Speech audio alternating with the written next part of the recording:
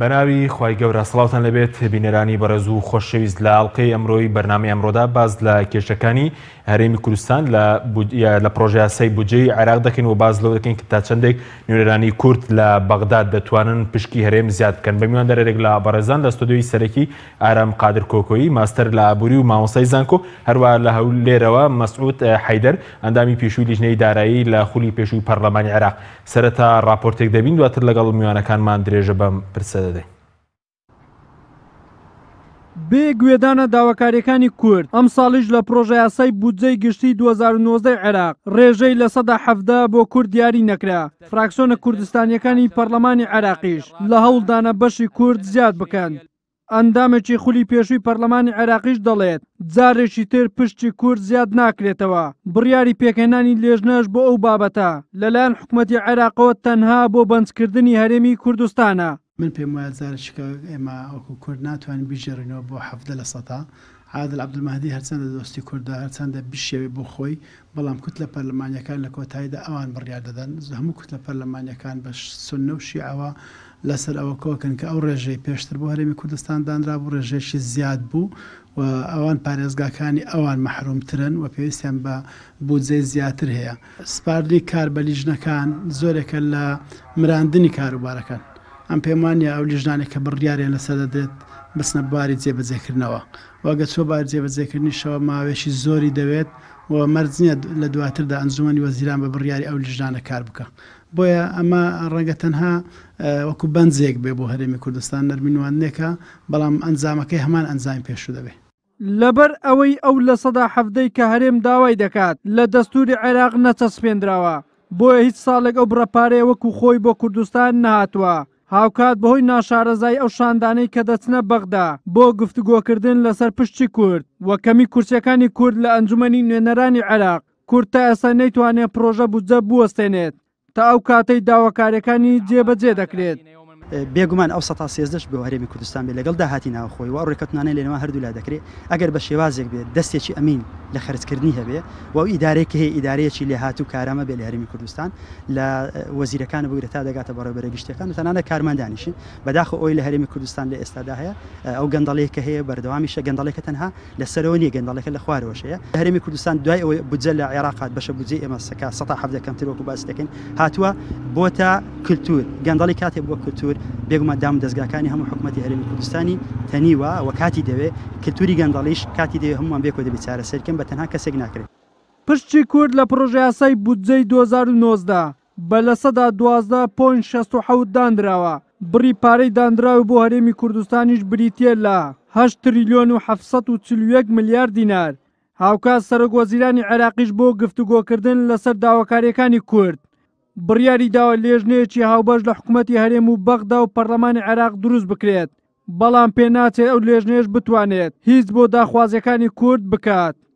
وەلی سەلیم، کەناڵی ئاسمانی پێم، هەولێر.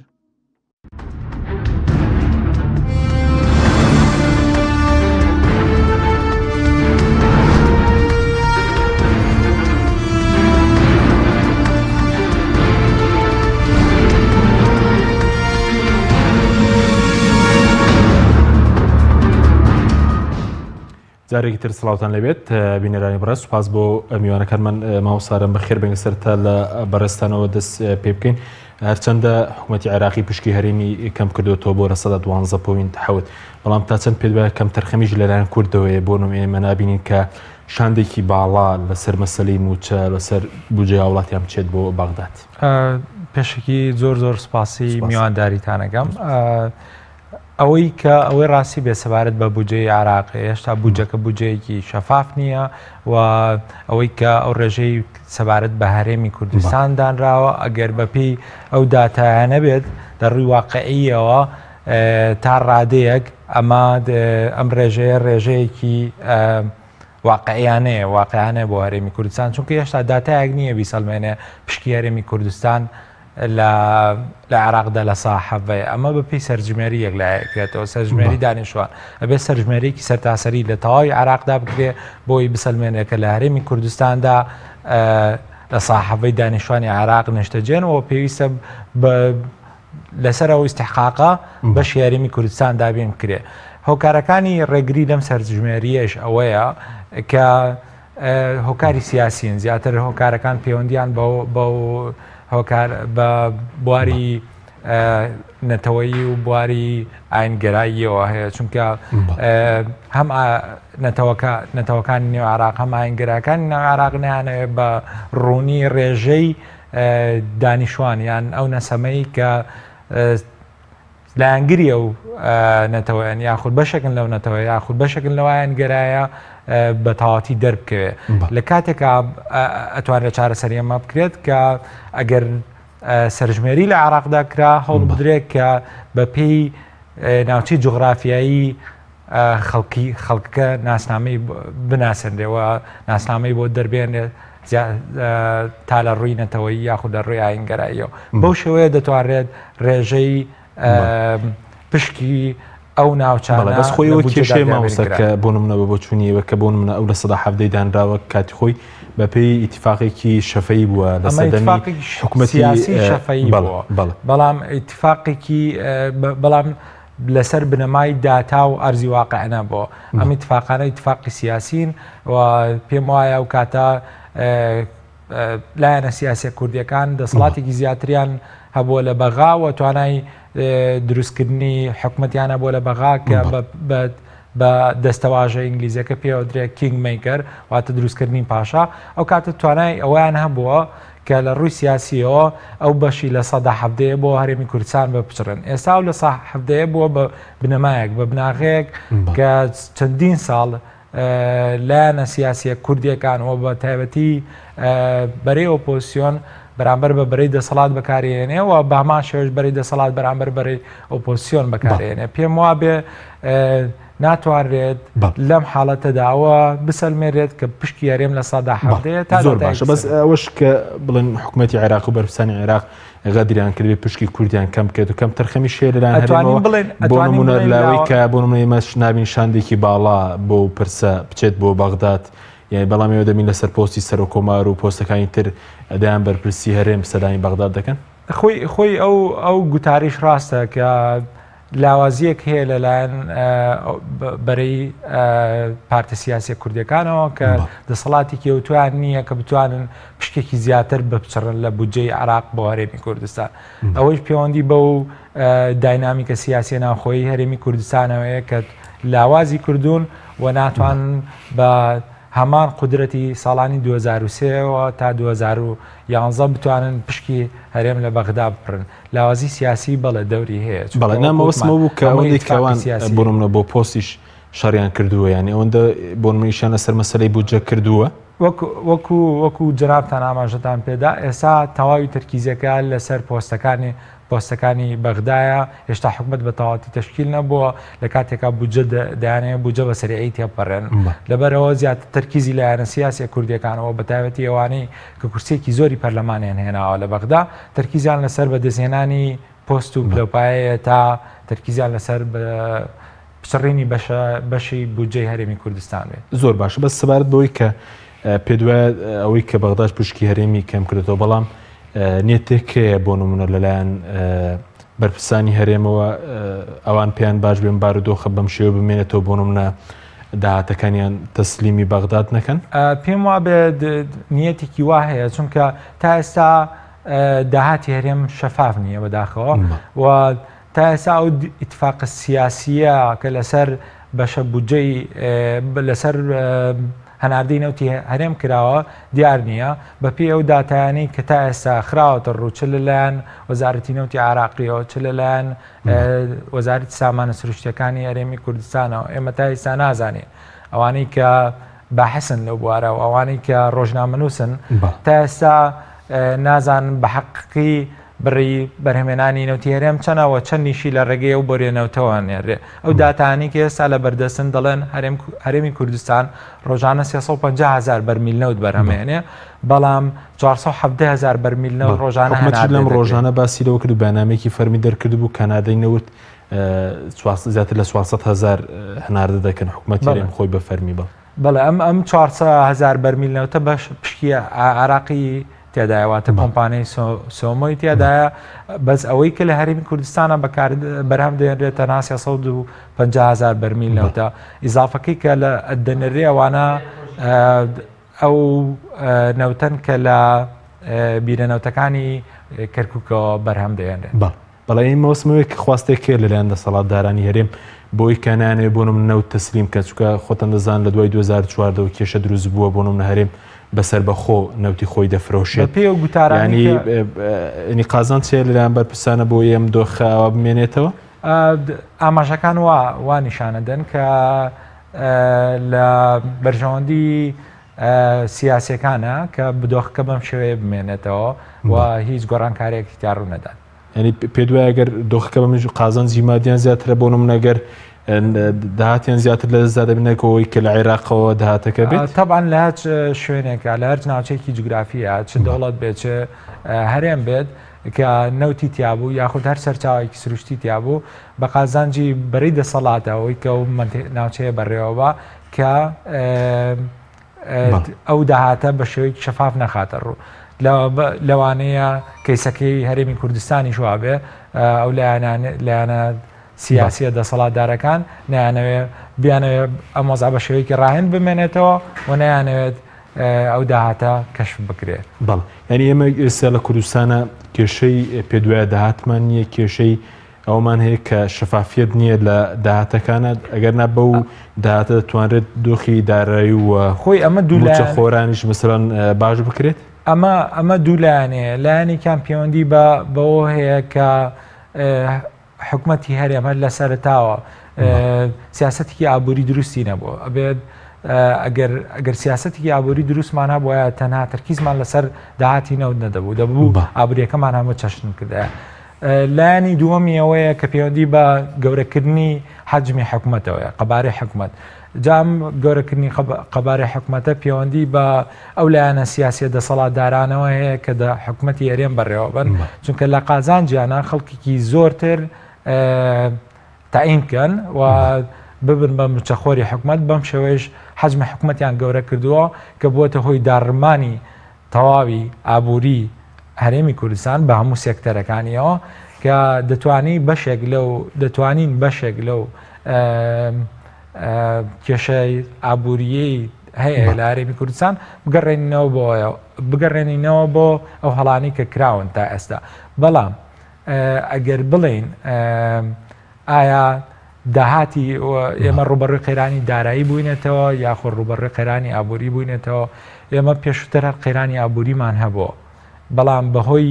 ئەوەی وەکوتم تەنها تاکە سەرچاوەمان نەوتە بۆ بەهۆی ئەوەی کە بەرزی و نزمەیەکی زۆر هەیە لە بازاڕی نەوتە چ بەرزی بەرزبوونەوەیدا نرخی نەوت چ نزمبوونەوەی نرخی نەوت ئەمە کاری کردوێت سەر ئەوەی کە تووشی قەیرانی دارایش ببینەوە لەم ماوەیەدا دووبارە نرخی نەوت بەرز بوویەوە کە ئەمە ئەمەلێکی دا هیوایەکی دا بە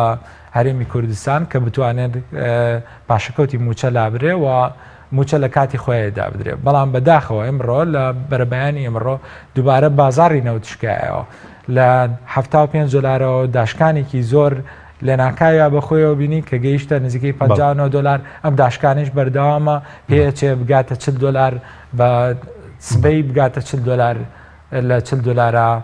بمێنێتەوە ینی لەوە زیاتر بەرز نەبێتەوە. بەڵ بەس مەسمێمە کێشەی داهاتمان نییە کێشەی گەندەڵیمان هەیە لە کوردستان ینی پێدوای ئەگەر دەستێک کێمینە بێ ئەگەر لە عێراق شۆیمە بووجەمان بۆنێ بەو داهاتی کێستا هەرێم هەیەی چینەنەوت چ لە ناوخۆچەوەی کە مەسەرەن بڕێکیش لە عێراق دەتوانرێت ژیانی موچە خۆران و پرۆژەشی پێنجام بدرێت وەکو ئاماژەم پێدا لە پێشەوە لە هەچ وڵاتێکا کە یان هەرێمێکا کە پشت بە داهاتی سەرچاوە سروشتەکان بەسرێ بە دڵنیاییەوە گەندەڵی هەرە بێت چونکە بەی شێوەیەک وەکو خۆمانەڵێن منەتیان بە ئەو خەڵکە دەنگدەرە نییە کە لە ڕێگەی ئەو خەڵکە دەنگدەرەوە باجان دەست بکەیە کە سەرچاوەیەکی داهاتی حکومەتە لە وڵاتانی کەیە و لەم ڕێگەیەوە دووبارە ئەو داهاتە دابشکەنەوە بەسەر خەڵکیە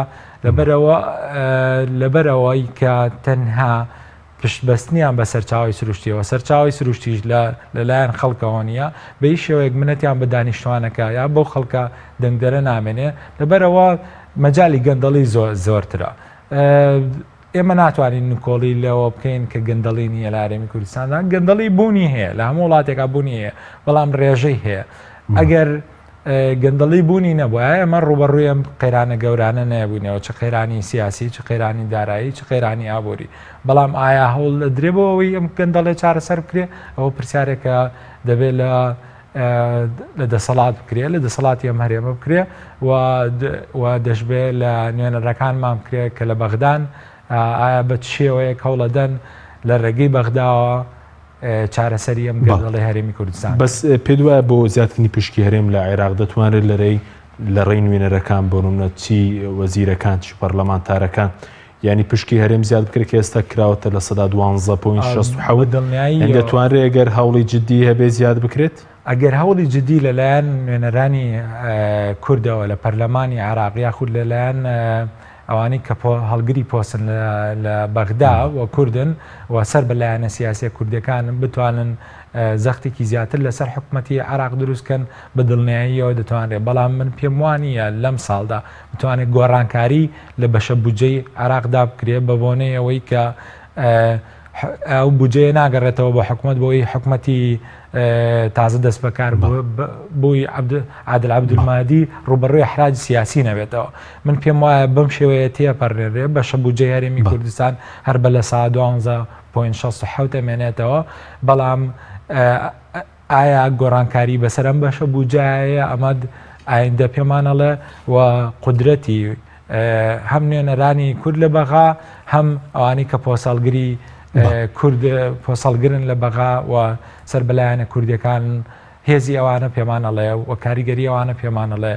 گۆڕانکاری بەسەر ئەم ڕێژەیە بەڵە زۆر باشە بەڵام پێ وایە جێگە لەوەش کە ئێستا بوون مەساڵانی ڕابردوو یاسای بوجە جێ نەکراوە یاسای بوجە بوو ماوەی ساڵێکە ینی ساڵانی ڕابردوو جاری پشکی هەرێم لە 1970 بەڵام یاساکە جێبەجێ نەکرا خۆیمەش مەترسیە جێبەجێ نەکردنی یاسای بوجە بۆ نمونە هەرێم پابند نەبێ عێراق پابند نەبێ بە جێبەجێکردنەکەی ئەو مەترسیانە هەر هەیە و ئێمە لە هەرێمێک کاژین کە لە ڕووی سیاسیەوە ناسەقامگیرە نەک هەرێمی کوردستان بەڵکو هەموو ناوچەکە لە ڕووی سیاسیەوە ناسەقامگیرە ڕووداوە سیاسەکان کاریگەریان لەسەر بڕیارە ئابوووریەکانە بێ و بە هەمان هۆش ساڵی کۆتایی ساڵی 2014 مالێکی بەشە بوجێ هەرێمی کوردستانی ببڕی بە بڕیارێکی سیاسی ئێمە حالیەن لە بەردەم ڕەحمەتی بڕیارە سیاسیەکانی عێراقداین ئەگەر حکوومەتی عراقی بە شێوەیەک لە شێوەکان بڕارێکی سیاسی دژ بە کورد بدات دژبارێمی کوردستان بدات با ئەمە نەکەین بە شەڕی کورد و عەرەب بەڵکو ئەمە ئێستا ئەوەی کە هەیە پەیوەندی بە قودرەتی سیاسی هەرێمی کوردستان و قودرەتی سیاسی بەغاوە هەیەترەکەن وڵای بەرزەگەر بچین لای کاک مەسعود حیدەر ئەندامی پێشووی لیژنەی دارایی لە خوی پەرلەمانی عێراق کاک مەسعود سوپاس بۆ بەشداریتان لە بەرنامەکەماندا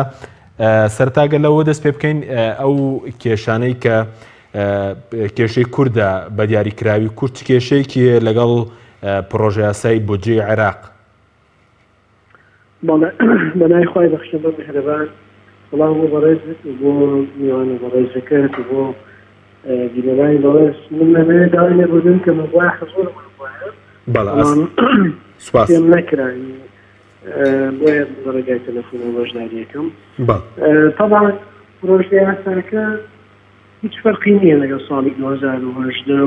و ساڵانی پێشووتر کۆپی پەیستە و ئەو ژمارەی کە هەیە 32 تریلیۆن ژمارەیەکی خەیاڵیە و ئەو مازەنانەی با بڵێن نەفەقاتی استثماری یاخود نەفەقاتی جاریە تەژغیری ئەوانش هەوە ئەرقانی خەیالی و ئەگەر ملاحەزە بکەین نەفەقاتی سیادی بەراورد بە ساڵی 2018 زۆر زیاتری کردووە و پشتی هەرێمی کوردستان 12.67 طبعا حیدەر عەبادی بەمەبەست پرۆژە یاسای بودجێ ڕەوانی پەرلەمان کرد ڕۆژی 24دا ئەو ڕۆژەی کە دەنگ ئەدرا بە حکوومەتێکی عادل عەبدولمادی من پێم وایە ئەم موازنە کۆمەڵێک لۆغمی تێدایە لۆغمی سیاسی بەستی شێوەیەکی کە حکوومەتێکی عادل عەبدولمادی بە سەرێشە دەست پێ بکات و ئێستاش یەکێک لە هۆکارە سەرەکیەکان بۆەوەی کە عادل عەبدولمادی بگەڕێ ئەم موازنە بگەڕێتەوە بە حکوومەت پەیوەندی بە ڕێژەی 1960 یاخود پشتی هەرێمی کوردستانێک ئێمە داواکەین ببێتە 17%. لە حقیقەتدا ئەم موازنەیە مەسەلەتا ئاماژە بۆ کراوە کە 9 تریلیۆن بۆ هەرێمدادر ئەو ڕقەمانە هیچ ئەسڵ و ئەساسی نییە. پشتی هەرێمی کوردستان بەپێی ئینفاقی فعلیە ئەو بەیاناتانە ئێمە دامانە تا مانگی 2018 وەزارەتی دارایی عێراق ئینفاقی فعلی لە عێراقا لەبینی 70 بۆ 80 تریلیۆن ممکن لە ماڵ ساڵ بێت. بۆیە هەرێمی کوردستان لە باشترین حالەتدا لە نێوان 600 بۆ 700 ملیارد دیناری بۆ دێمانگانە و ئەمەش چارەسەر موشکیلەکانی ناکات، موشکیلەی موچە و پرۆژە و ئەوانە. من پێم وایە ئەبێ ئەو لیژنە مشتەرەکەی کە حکوومەت داوای کردووە لە نێوان پەرلەمانی حکوومەتدا دروست بێ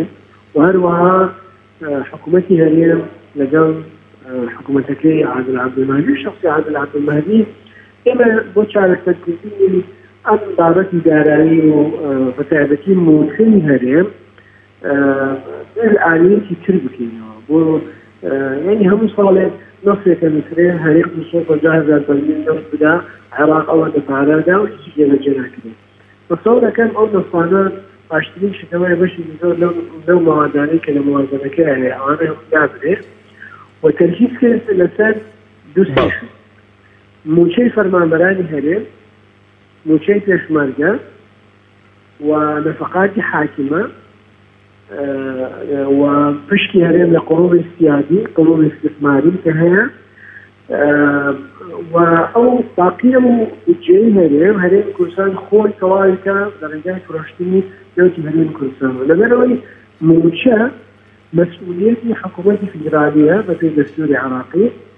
چۆن لە 2018 حەیدەر عەبادی موچەی پێشمەرگە و موچەی فەرمانبەرانی هەرێمی کوردستانیدا بەپێی ئەو قەوایمانەی کە لەناو قانونی موازنە هەیە تەسەوڕ دەکەم ئێمە ئەمە هەوڵ بدەین لە قانونەکەی بچەسپێنینەوە ماچی فراکسیۆنە کوردستانەکانە لە پەرلەمانی عێراق بۆ ئەوەی تر لەم جێژراوە دەچین و یعنی لە بەغداوە قانونی بڕێک پارە کە موچەی فەرمانبەرانە موچەی پێشمەرگە بێت مەسئولیەتی حکوومەتە و پێویستیش بۆ ناکە حکوومەت لەم دەوڵەتی عێراق بکات مەسئولیەتی عێراق. بەڵێ کاک مەسعود سەبارەت بەوەی کە ئێستا کە پرۆژە یاساکە لە ناو پەرلەمانی عێراقە بە دیاریکراوی ئایا و دەسەڵاتی پەرلەمانە دەتوانێت بیگەڕێنێتەوە کە دەسەڵاتیە بۆچی نایگەڕێنێتەوە ئایا یاخود لە دەسەڵاتی حکوومەتە کە ئەم پرۆژەیە جارێکتر نەگەڕێتەوە بۆ حکوومەتەوە کاری نێگەڕانەوەشی بۆ حکوومەت چییە؟ خۆی لە کۆبوونەوەی سێشەمەی ڕابردوو نزیکەی لە 180 ئامادەبووان لە پەرلەمانەکان لەگەڵ ئەوەیان بۆ بگەڕێتەوە و حسب معلوماتی من راپۆرتیش ئامادە کراوە هۆکاری گەڕاندنەوەکەی چییە. بەڵام دیارە عادل عەبدولمەهدی لەگەڵ دەستی سەرۆکایەتی یاخود سەرۆکی پەرلەمان اتفاق کردووە کە نەیگەڕێنێتەوە محاولە بکەن مەخرەجێکی بۆ دۆزنەوە. مەخرەجەکەش کەس نایەوێت مەسئولیەتەکەی هەڵگرێ و مقابلەکەی مزایدە بەسەر بکە. ئەگەر حکوومەت بیگەڕێنێتەوە ئەو کات بۆ نمونە شاری ڕەسواری پارێتری بۆ ئیزافت کرێ مووسڵ هەروان ڕەبشەوت ئازادکراوەکان مەسئلەی پشتی هەرێمی کوردستان و پێشمەرگە و ئێمە زانین یعنی شەقامی سیاسی عێراقیش زۆر ئامادەیە بۆ مزایداتی سیاسی یەکسان عملیاتی تەفقیع دەست پێدرێتش بە عادل عەبدولمەهدی لە حکوومەتەکەی بۆی هەوڵی داوە یعنی ئەو پێشنیار عادل عەبدولمەهدی بۆ ئەوەیە هەم پەرلەمان و هەم حکوومەت تحملی مەسئولیەتی هەر گۆڕانکاریەک بکە و ئەگەر گۆڕانکاریە کرێت ئەوە بە ئەو لیژنە مشتەرەکە دیکەن ئەگەرش ناکرێت ئەوەی تر بۆ گلەی لە حکوومەت نەکرێت. سەبەبی ڕئیسیش بە نەظەری من ئەوەیە کە عادل عەبدولمەهدی ترسی ئەوەی هەیە هەر گۆڕانکاریەک بکە لە پشتی هەرێمی کوردستان لە ڕێژەکە هجوومێکی زۆر بکرێت سەری و تەسقیط بکرێت. طبعا إشكاليتي زور كده مو نمونة نفقات جاري كتشغيلية براون بصاري 2018 80 تريليون زيادة كده. مع العلم توجهات إداري مالي وصندوق نقد الدولي هو كخرج الاشتغال العراق كم كده أنا خرج هذه لاستثمارية صار بكرة والله تماشاكي فاريكي زور تەرخان کراوە بۆ نەفقاتی جاری کە هەمووی ممکنە بۆ وەزارات و مەصرفی ئەم لاولادی بەڕاستی و ئەم موازنە بەڕێی من باشترین حەل ئەوەیە ئەم موازنە بگەڕێتەوە بۆ حکوومەت لە ماوەی 2 هەفتەیە حکوومەت دەتوانێت دراسەیەکی شاملی بکە و هەندێک گۆڕانکاری جوهری کاک مەسعود بەڵێ ینی بەڕوونی ئەو لیژنەیە کە پێکێنراوە لە هیچ خولەکانی ڕابردوو ینی ئەو لیژنەی پێکاتوە کە لیژنێک لە حکوومەت پێک بێ و لە پەرلەمانیش لە ناو پەرلەمان کێشەی پرۆژە یاسای بودجە چارەسەرکردن ینی بە دیاری کراوی ئەم لیژنەیە دەسەڵاتیەوەی هەیە بۆ نمونە چی بکات ینی پەنوێرانی کورد دەتوانن ئەمە زیاد بکەن کە بازەوەکەی کە لیژنەکە لە حکوومەت بە سەرۆکایەتی وەزیری داراییە کە فواد حوسێنەوە لە پشکی کووردە؟ من نازانم لیژنەکە چۆن ئەندامەکانی چیە بن ئایا سەرۆکی لیستەکانە بێ نۆنەری سەرۆکی لیستەکانێکدا بێت تەنها ئەندامانی لیژنەی دارایی نۆنەراکی تێدا بێت لەگەڵ مەکتەبی ڕئیس وزارە وەزارەتی دارایی و چونکە ئەم بابەتانە تەنها وەزیری دارایی یاخود لیژنەی مالیە ناتوانێت یەکلای بکەن ئەم بابەتە زۆر گشتگیرە و پەیوەندی بە سیاسەتی مالی دەوڵەتی عێراقیەوە هەیە بگشتی تەنها وەزیری دارایی ناتوانێت بابەتێک یەکلای بکاتەوە وایە من تەجروبەی خۆش لەسەر موازنە دائما جانبی سیاسی مسيطرة بلسر بابتك لك جانب مالي واقتصادي هم يبيت مزايدات وهر كثير محاولات ديارك زياد بك بو قركتي خوي بو باريزاتي خوي بو مدكي خوي بو جاي براتو بلا من امام كل بوتانو من كسيكي زور مهمه بالنسبه لي ما يكون دواء يعني منه رجل يخو موايا موازنه بالنسبه لكل دواء لا شك بوالي جوجك دواء من حاله الدنيا وقناعتي في موايا فراكشن كردستان كان ضمن موازنه هذا انا قد نوظف بوش الصحه والبيت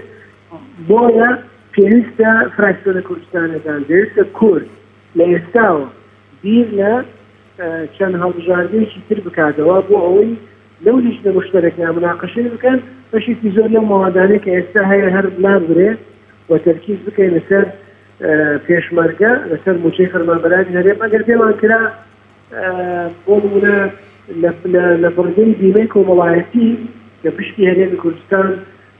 مەفروضە نزیکەی 2 تریلیۆن لە ساڵانە ئەوەش ئیضافە بکەیت ئەو پارەیە بێت بۆ هەرێمی کوردستان و هەرێمی کوردستان لەگەڵ داهاتە ناوخۆیەکان و داهاتی نێوتی ئەتوانێت بودجەی کاملکە و موچە کاتی خۆی بدا و تۆزێک وەزعی یابوونی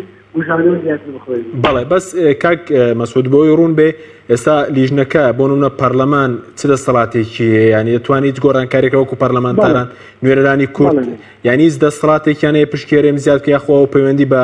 حکوومەت ئەم دەسەڵاتە هەیە بەڵێ طبعا مادەی 62 لە دەستوری عێراقی سەلاحیەتی پەرلەمانی دیاری کردووە ئەویش ئەوەیە کە ئەتوانێت موازنە کەم بکاتەوە و ئەتوانێت مناقەلە بکات تەنها دەسەڵاتی حکوومەتە ئەتوانێت موازنە زیاد بکە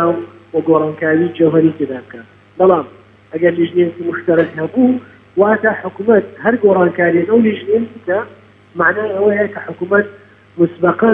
موافقە لەسەر ئەنجامدانی هەر گۆڕانکاریەک لەبەرەوەی بە حضوری نوێنەری حکوومەتە بێت هەر گۆڕانکاریێک لە موازنەیە بکرێت من جارێکی دوو تەکیدەکەمەوە ئەم موازنەیە ئەتوانرێت مناقلەی زۆر گەورەی تێدا بکرێت لە نەفقاتی جاریە بۆ پشتی هەرێم بۆ ئیستثماری لەبەرەوەی ئەبێ دراستێکی جدی بکرێت بۆچی نەفقاتی جاری 18 تریلیۆن زیادی کردووە بەراورد بە ساڵی 2018 و من خۆم دراستم کردووە موچەی فەرمانبەرانی هەموو عێراق لە ساڵی 2019 3 تریلیۆن زیادی کردووە بەراورد بە ساڵی 2018 بەڵام ئەو 15 تریلیۆنەکەی تر چییە؟ یعنی ئەبێ ئەو لیژنە مشتەرەکە ئەو 15 تریلیۆنە محاولە بکەن فۆکسی لەسەر بکەن بهێنە بەرچاوی خۆیان و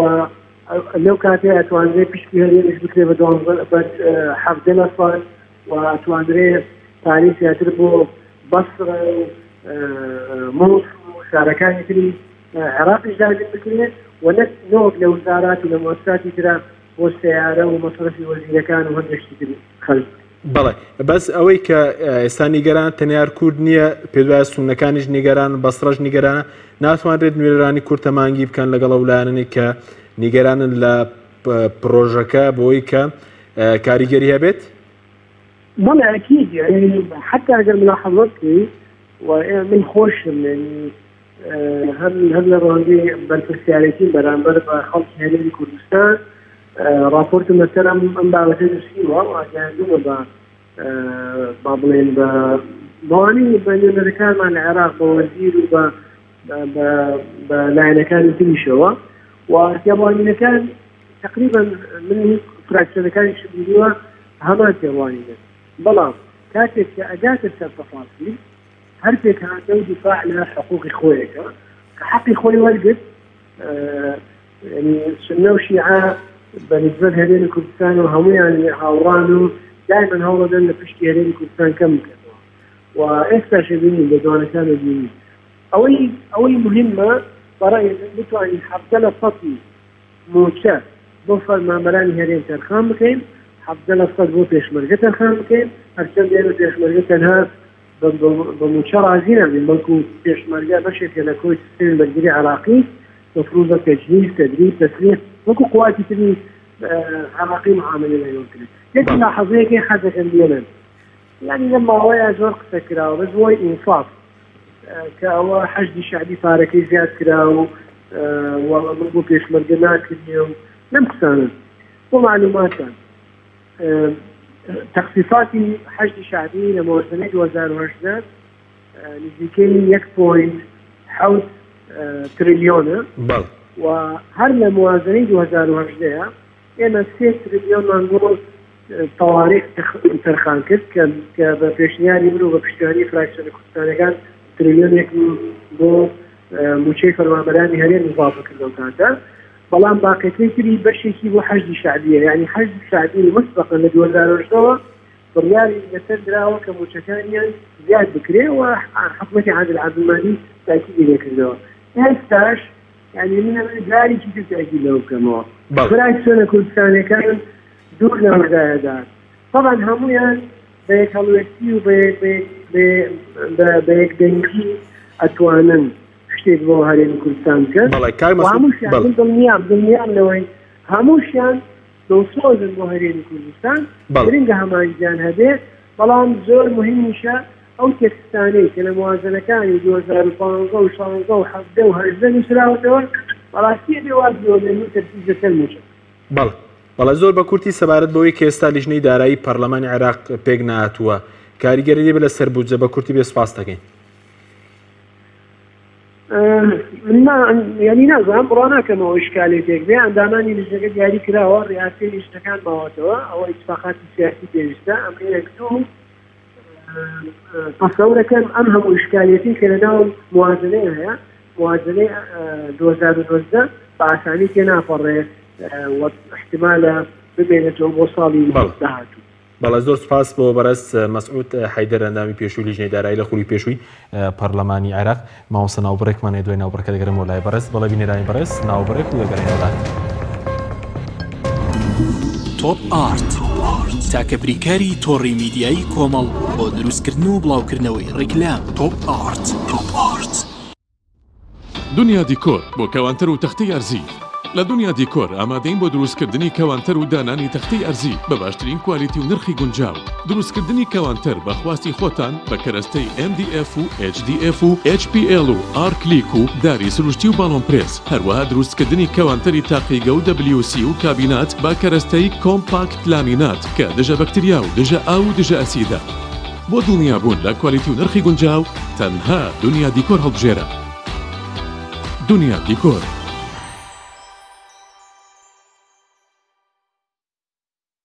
فانسینێت خێراترین هێڵی ئینتەرنێت بە داوڵۆندی بێسنوور ئێستا لە خزمەت کڕیارandایە فانسینێت جۆرەها کارتی پڕکردنەوەی بۆ ئامادەکردوون کە سەرجەمیان داونلۆندیان بێ سنوورە بۆ ماڵ و شوێنە گشتیەکان. کارتی 9000 دیناری بۆ ماوەی 1 هەفتە، کارتی 7000 دیناری بۆ ماوەی 15 ڕۆژ، کارتی 30000 دیناری بۆ ماوەی مانگێک، کارتی 40000 دیناری بۆ ماوەی مانگێک و بە خێرایی زیاتر کە تایبەتە بە یاری ئۆنلاین. هێڵی فانسینێت لە ڕێگەی ئامێرێکی تایبەت کە لە سەربان دادەنرێت وەردەگیرێت و لە ڕێگەی گەێنەرێک بۆ ئامێری بڵاوکردنەوە لە ناو ماڵەکەت یان شوێنی کارەکەت کاری پێدەکرێت. ژمارەی تەلەفۆن 070 224 75 74 یان 050 194 36 37. فانسینێت. تۆپ ئارت تاکە بریکاری تۆڕی میدیایی کۆمەڵ بۆ دروستکردن و بڵاوکردنەوەی ڕیکلام. تۆپ ئارت.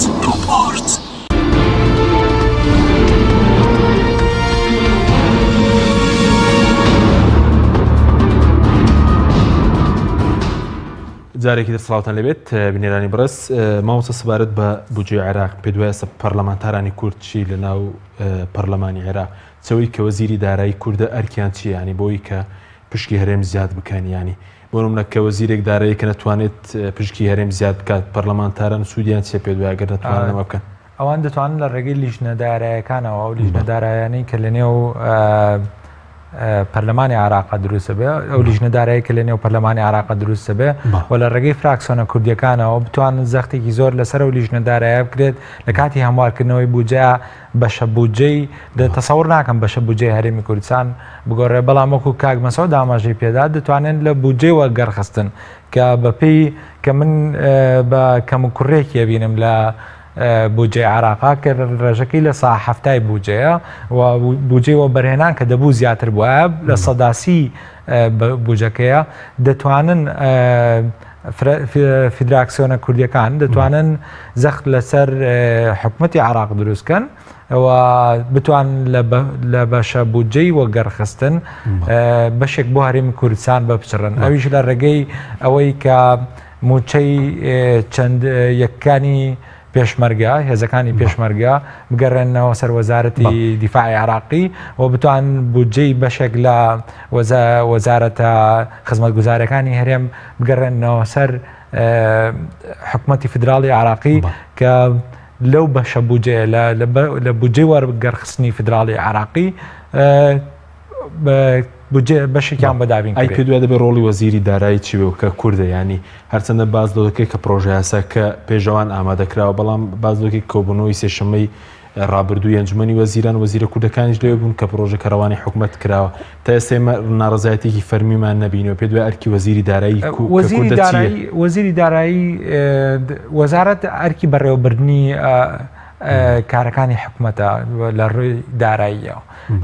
وەزیری دارایی کە تەنها کاریگەریەک کە وەزیری دارایی بتوانێت لەسەر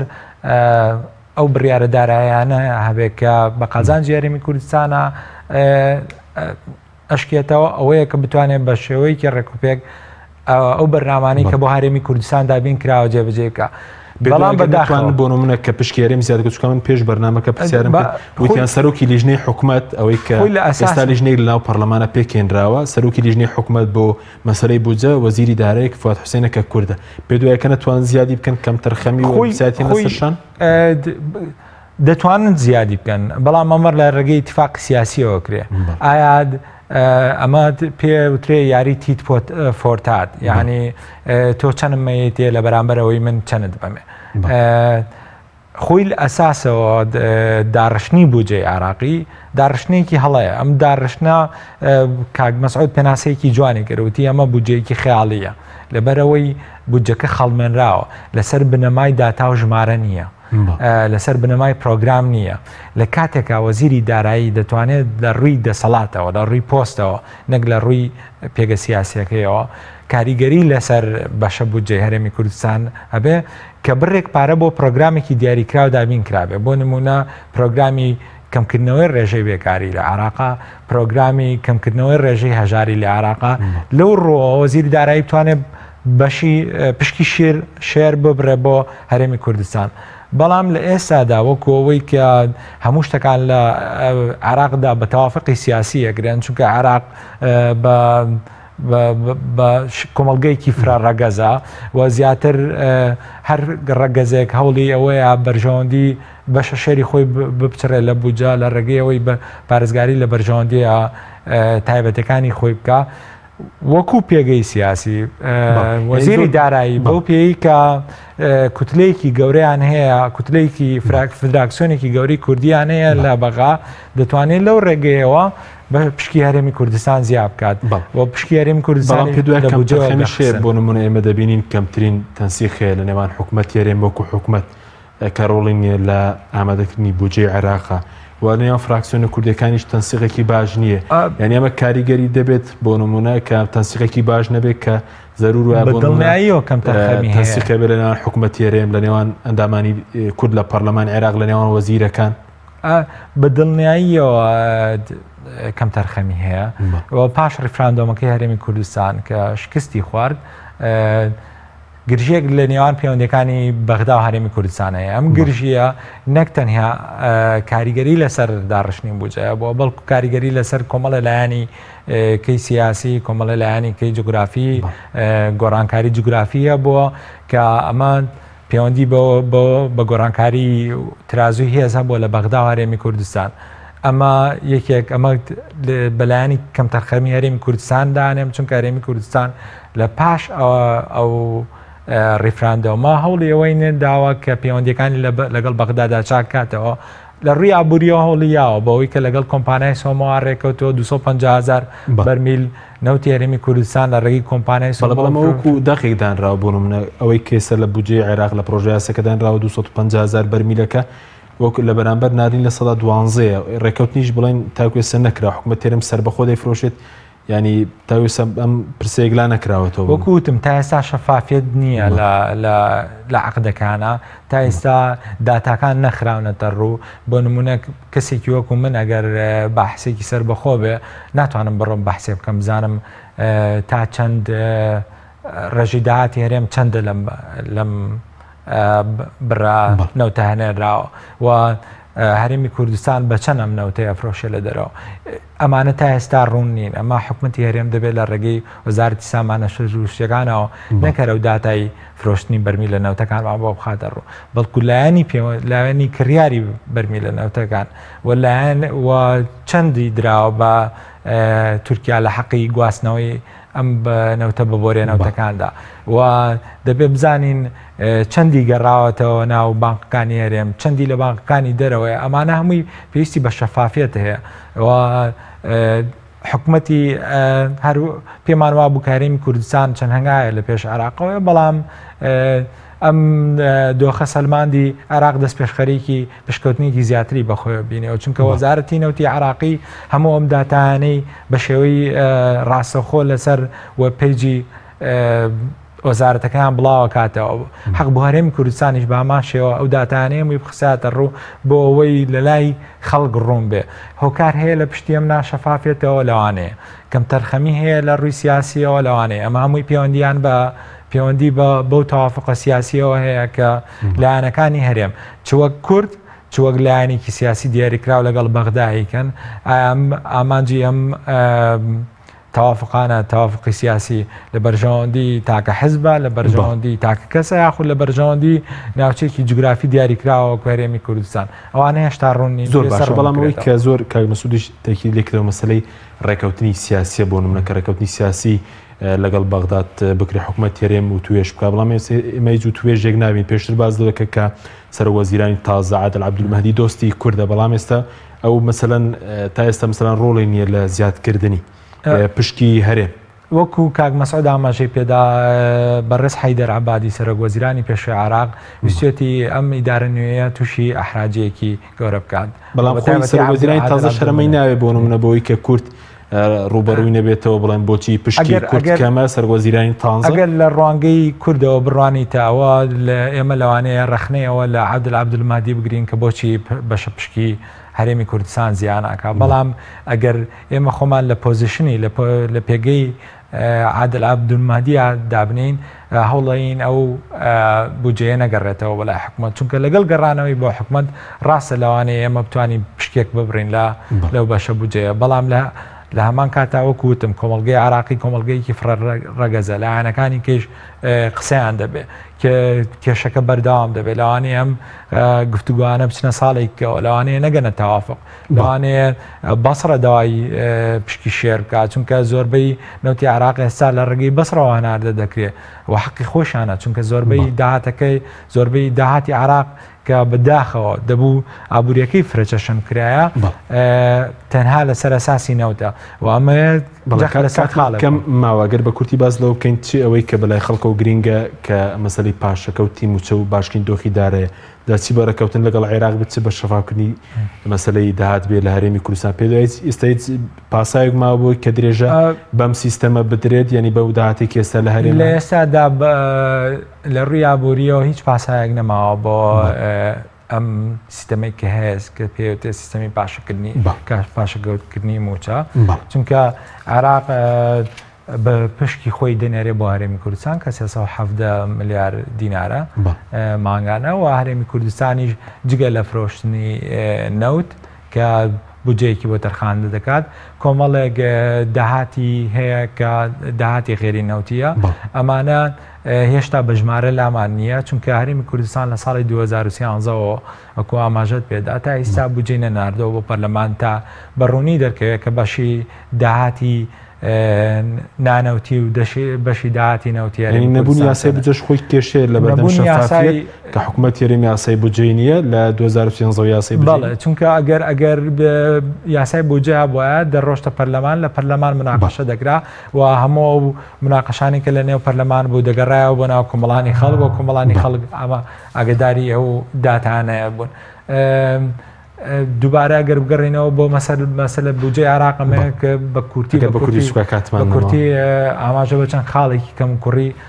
بودجەی عێراقم یەکێ لەو کەم کوڕیانی کە هەیە وەکوتم عێراق دەبوو ئابوووریەکەی فرەچەشن کردایە بەڵام بەداخەوە ئەگەر سەیری ئەم بودجەیە بکەین ئەمجا بودجێ بکەین سیرەکەین کە داهاتە نەوتەکان زیاتر لە داهاتە نانەوتەکان داهاتە نانەوتەکان بچووکتر کراوەتەوە لە چاو ساڵی 2018 ئەمە مانای وایە ئەگەر عێراق تەنها پشت بە نەوت ببەسێ بۆ ئەم داهاتە بۆ